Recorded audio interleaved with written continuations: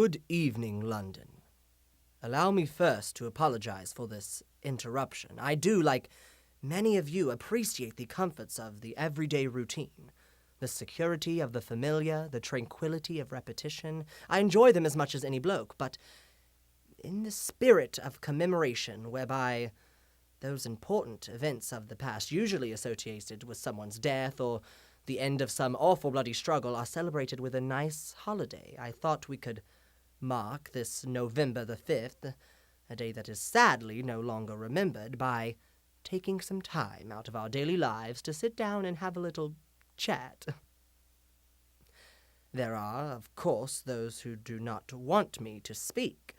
I suspect even now orders are being shouted in telephones and men with guns will soon be on their way. Why? Because while the truncheon may be used in lieu of conversation, words will always retain their power. Words offer the means to meaning, and for those who will listen, the enunciation of truth. And the truth is, there is something terribly wrong with this country, isn't there?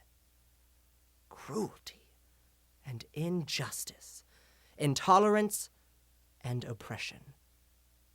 And where once you had the freedom to object, to think and speak as you saw fit, you now have censors and systems of surveillance coercing your conformity and soliciting your submission.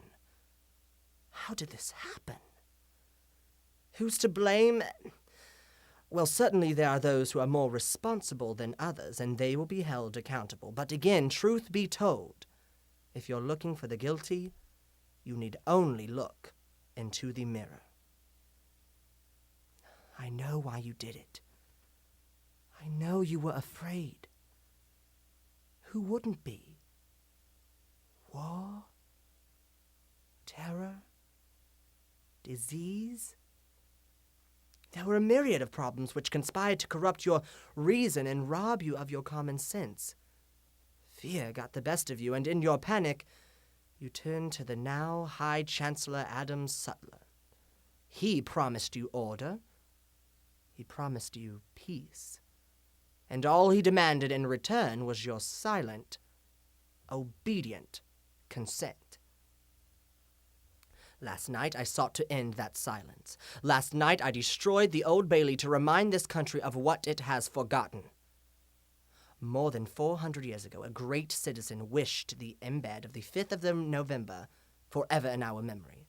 His hope was to remind the world that fairness, justice, and freedom are more than words. They are perspectives.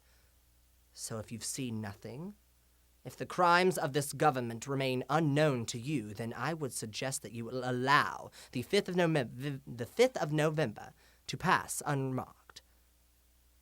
But if you see what I see, if you feel as I feel, and if you would seek as I seek, then I ask you to stand beside me 1 year from tonight outside the gates of Parliament, and together we shall give them a 5th of November that shall never, ever be forgotten.